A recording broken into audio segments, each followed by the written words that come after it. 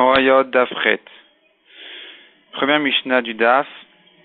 La Mishnah nous dit encore un rapport entre le Bedin et le Kohen Gadol, entre le Korban spécial du Bedin et le Korban spécial du Kohen Gadol, que les deux ont un point commun, qu'ils ne sont chayavim de Korban Khatat, leur Korban donc spécifique, ils ne sont chayavim que sur une avéra sur laquelle on aurait été chayav bemezid karet, et Beshogeg, maintenant qu'ils se sont trompés, ils sont chayavim sur cette avéra-là, ce korban khatat. De même, en ce qui concerne le korban de Avodah Zarah, ne sont chayavim le bedin et le kohen gadol que dans un cas où cette avéra, la avéra commise est une avéra sur laquelle on aurait été chayav bemezid. Celui qui l'a transgressé bemezid aurait été chayav karet. Beshogeg, il doit amener ce korban khatat spécial, donc de Avodah Zarah. La Gemara ramène les drashot. Il y a deux drashot. Selon Rabbi, la drasha est une gzera shava alea alea. Ici, c'est écrit alea, donc sur ce korban spécial du Bedin et du Kohen Gadol, c'est écrit alea. Et dans les harayot, à propos des averot de Gilou harayot, c'est écrit aussi le mot alea. De la même manière que là-bas, c'est un chiyuv karet. Ici aussi, on est chayav de ce korban khatat que sur une avéra sur laquelle on aurait été chayav karet bemezid. Donc quand elle était commise beshogeg, où le Bedin et le Kohen Gadol, ou bien le Kohen Gadol se sont trompés dans la lacha, c'est sur ce cas-là que leur est réservé leur korban khatat. Ça, c'est la dracha de Rabbi. Et puis ensuite, on ramène les drachot, comment apprendre l'un de l'autre. Donc, le Bedin, le Kohen Gadol, en ce qui concerne les autres averot, et en ce qui concerne la Avodah Zarah. C'est une dracha de Rabbi, donc qui apprend cette halakha-là de Harayot.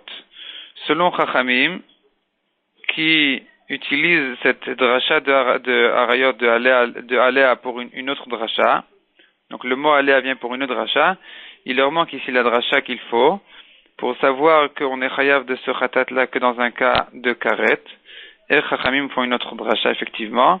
La Gemara ramène un pasuk qu'on voit Torah achat. Il y a une Torah, une loi. La Gemara ramène ce pasuk là en ce qui concerne la Avodah Zarah. Donc, on apprend toutes les averot de Avodah Zarah.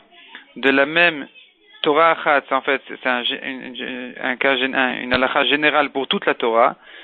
Et puisque la Torah ici parle d'Avodah Zarah, donc on apprend toutes les mitzvot d'Avodah Zarah. De la même manière que sur une avera d'Avodah Zarah, on est chayav khatat que dans un cas où il aurait été chayav karet de mezid. De la même manière, pour les autres averot, on est chayav de korban khatat que s'il aurait été chayav de mezid, un karet. Selon Rabbi, qui n'apprend pas de cette dracha-là de Torah achat, qu'est-ce qu'il va apprendre de Torah achat?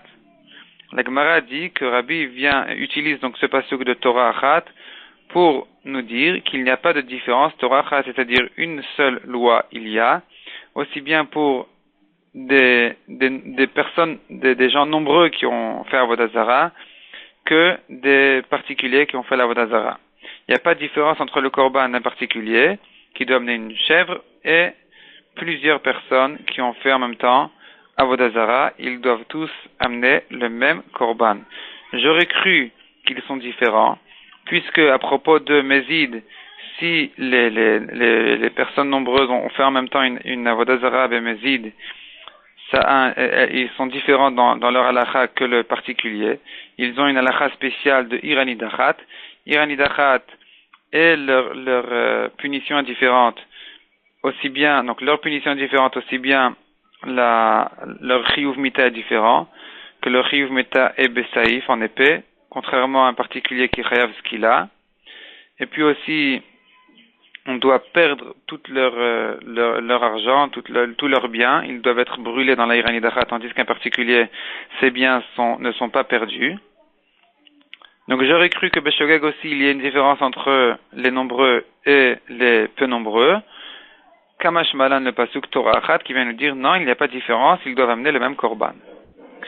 Ensuite, la Gemara s'attarde sur la question, mais d'où on sait que ce pasuk-là parle de Avodah Zarah? Les psukim de Avodah Zarah, c'est pas écrit méforage dans la Torah, c'est pas écrit clairement qu'il parle de Avodah Zarah. La Gemara ramène 3 drashot, la troisième, la Gemara la repousse. Les 2 premières sont maintenues. C'est que la Torah dit à propos de ce korban spécial d'Avodah Zarah, dit Kol ha-mitzvot. Quelle est la mitzvah qui est comparée à toutes les mitzvot? C'est la Avodah Zarah. celui qui fait Avodah Zara, c'est comme s'il avait transgressé toutes les mitzvot. Celui qui nie la Avodah Zara, c'est comme s'il avait accompli toutes les mitzvot. Donc de là, on apprend que cette parashia, elle parle de Avodah Zara. Deuxième drasha, c'est écrit à propos donc de ce korban-là, que cet homme-là a transgressé la mitzvah qui a été dite par Hachem. Quelle est la mitzvah qui a été dite par Hachem au Har Sinaï? Puisqu'on les a toutes entendues de Moshe, sauf les deux premières qui sont Anochi Hachem, Eloi Elecha Elohim Acherim, donc c'est Avodah Zara. Donc de là, on voit que la Torah parle de celui qui fait Avodah Zara. La troisième drasha, c'est le pasuk qui dit que cet homme-là donc a transgressé la première mitzvah qui a été donnée par Hachem, et a priori la première mitzvah qu'on a entendue à Har Sinaï, c'est Anochi Hashem Elohim, donc Avodah Zara, et la Gemara repousse cette drasha. Ensuite, deuxième Mishnah, nous avons ici la deuxième Mishnah du Daf. La Mishnah dit encore un point commun entre... Non, ici c'est déjà, on a fini avec le Kohen Gadol. Donc ici la Mishnah, elle vient dire une autre chose, elle vient dire que le Bedin Nechayav de son Korban Khatat, que si ils se sont trompés dans une halakha qui concerne une mitzvah sur laquelle on est chayav beshogeg, un korban khatat fixe. Mais s'ils se sont trompés sur une halakha, à propos d'une halakha sur laquelle le particulier qui l'a transgressé n'est pas chayav d'un korban khatat fixe, mais selon ses moyens, il doit amener un korban plus cher ou moins cher, dans ce cas-là, le Bedin ne sont pas chayavim du tout de korban khatat. De quoi il s'agit? Il y a quelques mitzvot dans la Torah où la Torah dit qu'il est chayav un korban, donc khatat olev et yored, qui monte et qui descend selon ses moyens. C'est, par exemple, un tamé qui est rentré au mikdash, ou un tamé qui a mangé des kodashim, des korbanot. Dans ce cas-là, eh bien, il n'a pas de khatat fixe, et donc le Bedin qui se serait trompé dans une halakha qui concerne cette mitzvah-là, de Touma Bemikdash, eh bien, ils sont pturim de korban, puisque le korban qui vient sur cette avéra-là n'est pas un korban fixe. De même, dit la Mishnah, le korban Hacham Taloui, qui vient à la Safek, celui qui a un doute s'il a transgressé une mitzvah ou pas, celui-là aussi ne vient que s'il a un doute qui concerne une mitzvah sur laquelle on aurait été chayav un khatat fixe. Mais les mitzvot sur lesquelles on est chayav un khatat olev yored, eh bien, quand il a un doute s'il a transgressé ces mitzvot-là, il n'amène pas du tout de korban hacham taloui. Par contre, dit la Mishnah, si le Bedin se sont trompés en ce qui concerne une halakha de Nida, la mitzvah tassé de se séparer de la nida, ou bien la mitzvah tlotase, qui est l'interdiction de s'approcher de la nida, sur ces averot-là, le bedin sont 8 chayavim donc le particulier, donc déjà le bedin sont chayavim leur korban, et le particulier aussi doit amener un korban hacham taloui. La Gemara ensuite amène les drashot, dont on apprend que le korban du bedin dépend d'une avera sur laquelle on aurait été chayav un khatat fixe et non pas un khatat olev yored. La Gemara dit qu'on l'apprend d'une gzera shava, s'écrit V'Hachem en ce qui concerne le korban khatat fixe et s'écrit V'Hachem en ce qui concerne le korban khatat du bedin. Donc on apprend l'un de l'autre, ils ne sont chayavim de korban khatat que dans un cas où ils se sont trompés à propos d'une halakha qui concerne une mitzvah sur laquelle on aurait été chayav, donc le particulier aurait été chayav d'un korban khatat fixe qui ne dépend pas de ses moyens. N'importe qui aurait transgressé cette halakha aurait dû amener le même korban, c'est-à-dire une chèvre ou une brebis. Donc de là on apprend que le bedin ne sont chayavim que dans un cas pareil et non pas sur des averot qui concernent par exemple la Touma Bemikdash.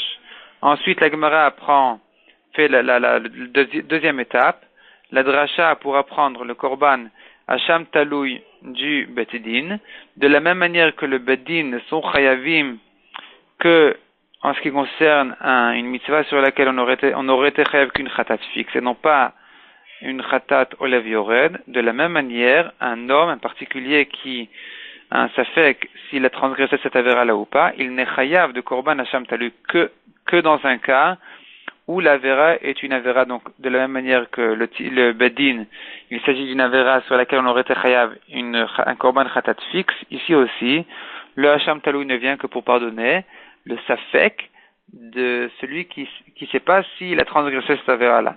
Mais en ce qui concerne un Safek qui concerne une Avera sur laquelle on aurait été chayav un korban Olev Yored, eh bien le particulier n'amène pas sur cette Avera-là un korban Hacham Talou, de même que le Bedin n'amène pas là-dessus un korban khatat, et la Gemara fait la Gzera Shava entre le Bedin et le Hacham Taloui. Dans les deux cas, c'est écrit la même expression de la Torah, Ve'Hachem, et il y a deux expressions communes dans les deux mitzvot, c'est Ve'Hachem et mitzvot Hachem Asher Lo Te'asena.